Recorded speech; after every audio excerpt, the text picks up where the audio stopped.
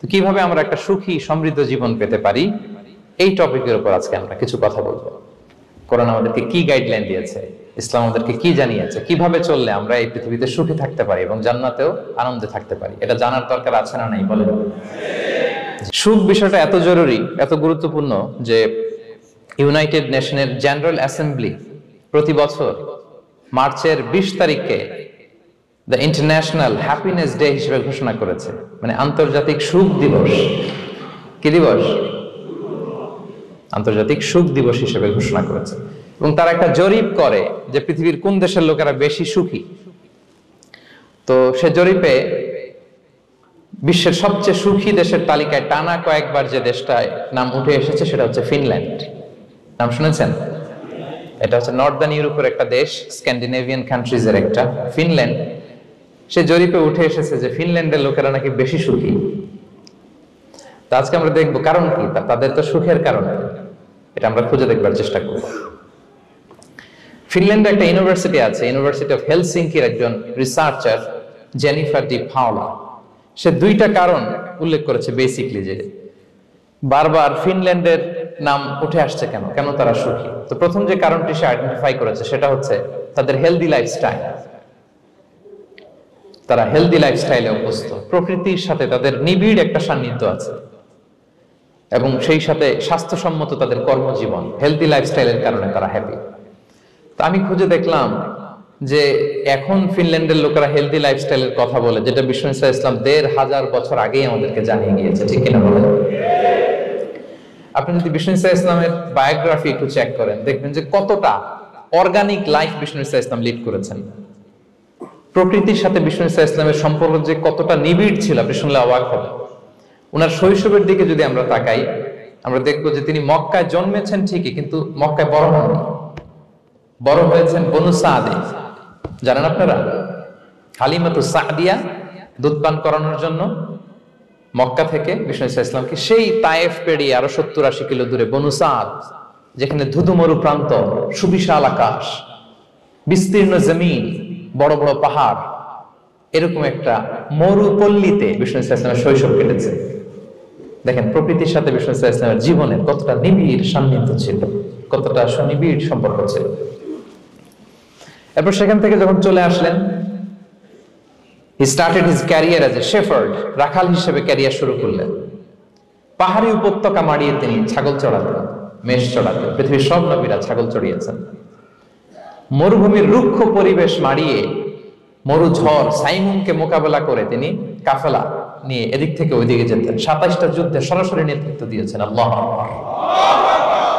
পাহাড়ে উঠতেন, মরুদ্যানে হাঁটতেন, খেজুরের বাগানে ঘুরতেন, তৃষ্ণা লাগলে কুয়া থেকে পানি তুলে খেতেন। এর চেয়ে অর্গানিক লাইফ আর হতে পারে ভাই? আওয়াজ করে বলেন, হতে পারে? ইভেন যেখানে ঘরের ভেতরে ঘুমাতেন, ঘরটাও ছিল খেজুর পাতার ছাউনি দিয়ে, খেজুরের পাতা, ডাল, ছোবড়া, এগুলো দিয়ে বালিশ, তোশক, জাজিম বানিয়ে শুতেন। আর সবসময় অর্গানিক খাবার খেতেন। সুবহানাল্লাহ। তাহলে ফিনল্যান্ডের লোকেরা সবচেয়ে বেশি সুখী তাদের হেলদি লাইফস্টাইলের কারণে, প্রকৃতির সাথে নিবিড় সম্পর্ক। কিন্তু বিষ্ণু ইসলাম এই ঘটনা ঘটার 1500 বছর আগেই জানিয়ে গিয়েছেন যে হেলদি লাইফস্টাইলের কোনো বিকল্প নেই। পুরো লাইফটাই ছিল ওনার হেলদি, অর্গানিক। সুবহানাল্লাহ। জেনিফার ডি পাওলা দ্বিতীয় যে কারণটি উল্লেখ করেছেন যে ফিনল্যান্ডের লোকেরা এত সুখী কেন, সে বলেছে যে তারা টেনশন ফ্রি লাইফস্টাইলে অভ্যস্ত, কোনো পরিস্থিতিতে উদ্বিগ্ন হতে চায় না, যে কোনো সিচুয়েশন ঠান্ডা মাথায় ডিল করে। বিষ্ণু ইসলামের বায়োগ্রাফির দিকে তাকান, তিনিও তাই করেছেন সারা জীবন। সুবহানাল্লাহ। সাধ্যের সবটুকু বিষ্ণু ইসলাম করতেন, সর্বোচ্চ চেষ্টাটুকুন করে চেষ্টা প্রচেষ্টা শেষে, কর্ম শেষে ফলাফলের জন্য তিনি আল্লাহর উপর নির্ভর করতেন। তাওয়াক্কুল আলাল্লাহ। উদ্বিগ্ন হতেন না, মাথা ঠান্ডা রেখে সিচুয়েশন ডিল করতেন। এর কারণ আমাদের জীবনে এমন অনেক কিছু ঘটে যায় যেটার উপর আমাদের কোনো হাত থাকে না। তো যেটার উপর আমার নিয়ন্ত্রণ নাই, সেটা নিয়ে আমি উদ্বিগ্ন হয়ে লাভ আছে? কথা বলেন, উদ্বিগ্ন হয়ে লাভ আছে?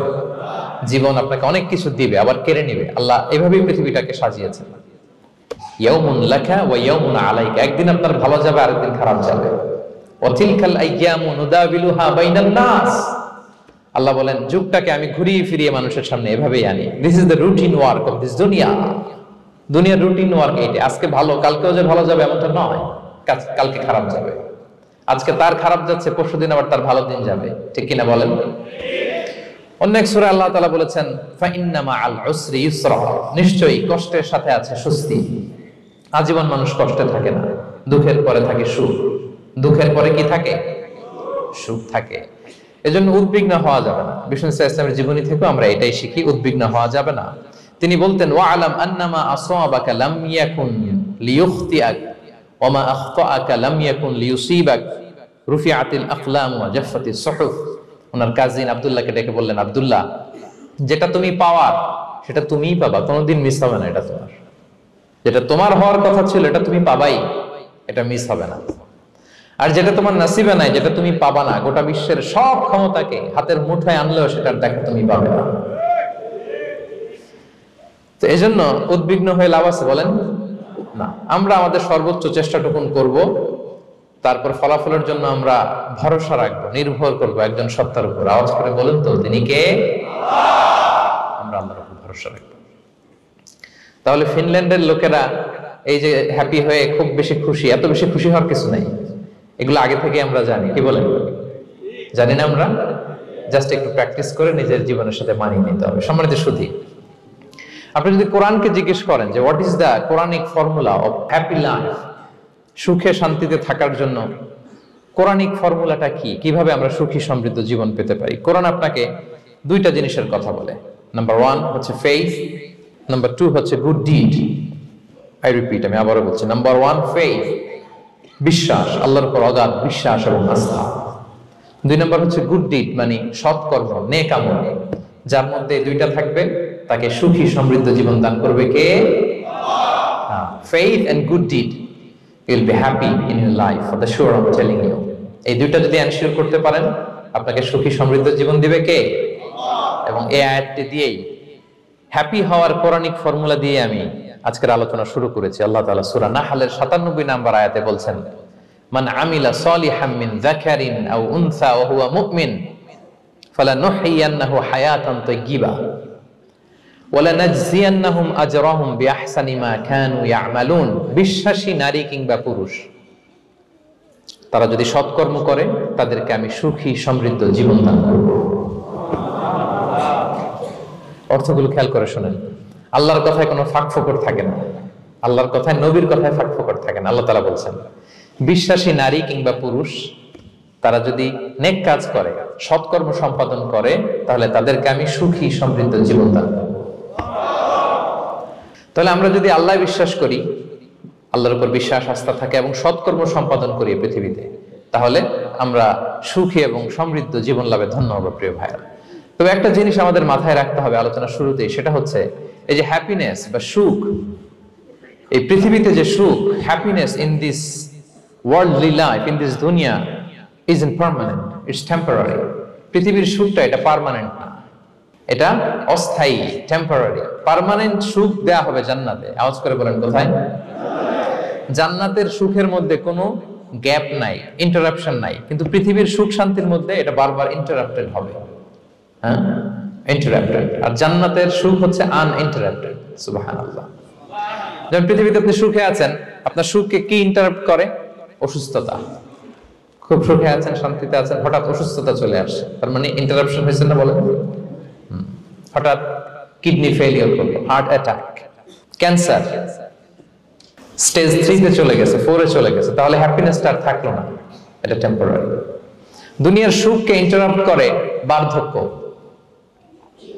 খুব সুখে শান্তিতে জীবন কাটাচ্ছিলেন, কিন্তু বয়স হয়ে গেছে 80, এখন আর সেই সুখ আছে? কথা বলে না কেন? সেই স্বাদ আল্লাহর নাই, সেই সুখের ছোঁয়া পরশান নাই। তাহলে দুনিয়ার সুখ টেম্পোরারি, অসুস্থতা এসে সুখ কেড়ে নেয়, বার্ধক্য এসে সুখ কেড়ে নেয়, আর সবচেয়ে বড় যে ব্যাপারটা এসে সুখের ইতি ঘটায় সেটা হচ্ছে মৃত্যু। সেটা কি? সুখে শান্তিতে জীবনযাপন করতেছেন, হঠাৎ সবকিছু চমকে দিয়ে, আপনাকে একেবারে থমকে দিয়ে মৃত্যুর আগমন ঘটে যায়, তাই না? ওয়ালিকুল্লি উম্মাতিন আজাল ফাইদা জাআ আজালুহা লা ইস্তাখিরুনা সাআতান ওয়া লা ইস্তাকদিমুন। একেবারে ফিক্সড করা, সিলেক্ট করা কখন আপনি মরবেন। এই মৃত্যুর সময়টা আপনার ফিক্সড টাইমের 1 সেকেন্ড আগেও আসবে না, পরেও আসবে না। তাহলে দুনিয়ার সুখ এটা কি চিরস্থায়ী না ক্ষণস্থায়ী? টেম্পোরারি না পার্মানেন্ট? টেম্পোরারি। এই লাইফটা, দুনিয়ার হ্যাপিনেসটা, এটা টেম্পোরারি, এটা খেয়াল রাখতে হবে। চির সুখ, চির শান্তি, আনইন্টারাপ্টেড হ্যাপিনেস আপনি পাবেন জান্নাতে। আল্লাহ তাআলা বলছেন, ওয়া আম্মাল্লাযীনা সুঈদু ফাফিল জান্নাতি খালিদিনা ফিহা মা দামাতিস সামাওয়াতু ওয়াল আরদু ইল্লা মা শাআ রাব্বুক আতাআন গায়রা মাজদুদ। সুবহানাল্লাহ। জান্নাতের নিয়ামত, সুখ হবে, এটাকে আল্লাহ নাম দিয়েছেন আতা, গায়রা মাজজুজ, এন্ড আনইন্টারাপ্টেড গিভিং। ওই যে সুখ পাবেন আপনি, আর কোনো ইন্টারাপশন হবে না। সুখ আর সুখ, শান্তি আর শান্তি। It's a gift without an end. এটার কোনো এন্ডিং নাই, শুরু আছে শেষ নাই। সুবহানাল্লাহ পড়ে। And it will be an award never to be taken away. একবার যে দেয়া হবে আর ছিনিয়ে নেওয়া হবে। একবার যে এন্ট্রি পাবেন আর জান্নাত থেকে বের হওয়া লাগবে না। তাহলে সুখ শান্তি আমরা কিভাবে পাবো, এটা জানার আগে এই কথাটা আমাদেরকে মাথায় আগে ঢুকিয়ে নিতে হবে যে দুনিয়ার জীবনটা, এখানে সুখ শান্তি ক্ষণস্থায়ী। চির সুখ চির শান্তির জায়গা হচ্ছে জান্নাত। জান্নাতে অসুস্থতা নাই, আছে? সবাই বলেন, জান্নাতে অসুস্থ হবেন? জান্নাতে বার্ধক্য নাই, বুড়ো হবেন না। হ্যাঁ, বিষ্ণু ইসলাম বলেছেন, জান্নাতে যারা ঢুকবে তারা হবে আবনাউ সালাসিন ওয়া সালাসিন, 33 বছরের তাগড়া যুবক হয়ে ঢুকবেন। চির যুবক, চির যৌবনা। আহলুল জান্নাতে জুরদা ওয়া মুরদা ওয়া আবনাউ সালাসিন ওয়া সালাসিন, শুভ্রদেহী, সুন্দর, সুঠাম, স্মার্ট, ড্যাশিং ফেসের হবে। বয়স বাড়বে, অসুস্থতা স্পর্শ করবে না, আর মৃত্যুই থাকবে না সেখানে। কি বলেন, থাকবে? ইউতাল মাউতু বিকাবশিন আমলাহ, সাদা একটা বকরির আকৃতিতে মৃত্যুকে আনা হবে। ফায়ুযবাহুল মাউত, মৃত্যুকে সেদিন মৃত্যু দেয়া হবে। মৃত্যুকে জবাই করে বলা হবে, ইয়া আহলাল জান্নাতি খুলুদুন ফালা মাউত, হে জান্নাতবাসীরা, নো টেনশন, এনজয়। সুবহানাল্লাহ করবেন না? সেই জান্নাতে যেতে আমরা চাই কি চাই না? সবাই চাই তো? আমরা এই ওটা এপিক সিভিক হলে যেমনি একত্রিত হলাম, আল্লাহর জান্নাতেও যেন আমরা একত্রিত হতে পারি। আল্লাহ তৌফিক দান করুন। আমিন। আল্লাহুম্মা আমিন ইয়া রাব্বাল আলামিন।